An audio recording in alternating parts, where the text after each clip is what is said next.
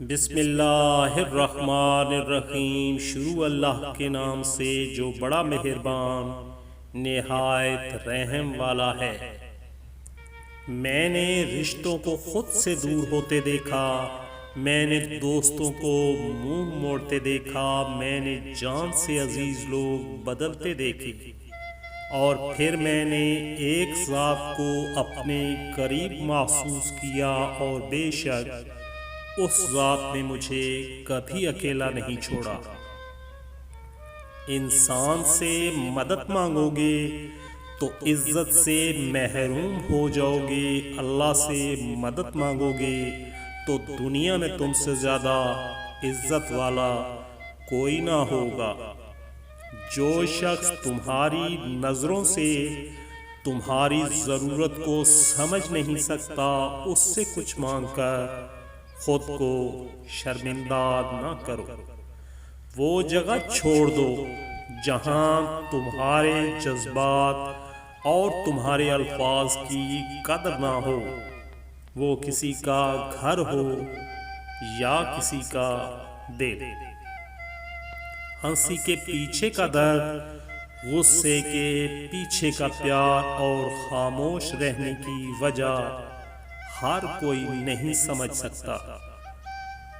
اپنا غم ہر کسی کو مت بتائیں، کیونکہ مرہم ہر گھر میں ہو نہ ہو، نمک ہر گھر میں ضرور ہوتا ہے۔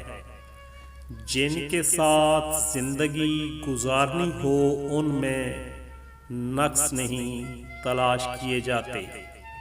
دوستو، کتابوں کی اہمیت اپنی جگہ، جناب سبق وہی یاد رہتا ہے جو وقت اور لوگ سکھاتے ہیں۔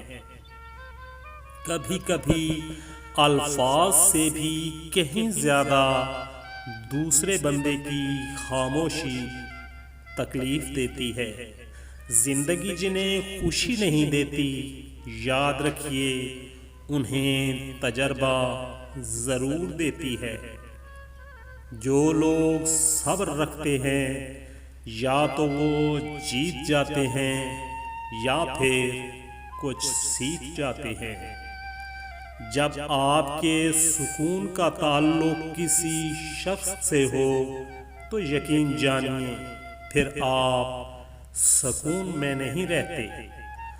ضروری نہیں ہوتا کہ ہر ہنسی میں خوشی پوشیدہ ہو، کچھ کہہ کے اس لیے بھی اونچے لگانے پڑتے ہیں کہ غم کا شور کسی کو سنائی نہ دے۔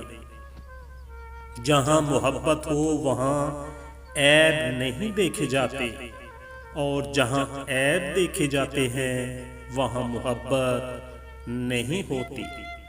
غلطی پر ساتھ چھوڑنے والے بہت مل جاتے ہیں، اور غلطی پر ساتھ نبھانے والے بہت کم ملتے ہیں۔ وقت آپ کو بتا دیتا ہے کہ لوگ کیا تھے اور آپ کیا سمجھتے تھے۔ لوگ تمہاری دل آزاری کرنے کے بعد ایسا رویہ دکھائیں گے جیسے تم نے ان کی دل آزاری کی ہو۔ بات صرف احساس کی ہے، کسی کو 2 پل میں ہو جاتا ہے اور کسی کو صدیوں بعد بھی نہیں ہوتا۔ سفر چاہے کسی انسان سے محبت کا ہو یا پھر پروردگار کی طرف ہجرت کا، مسافر وہی قبول ہوتا ہے جو ایک در کا ہو۔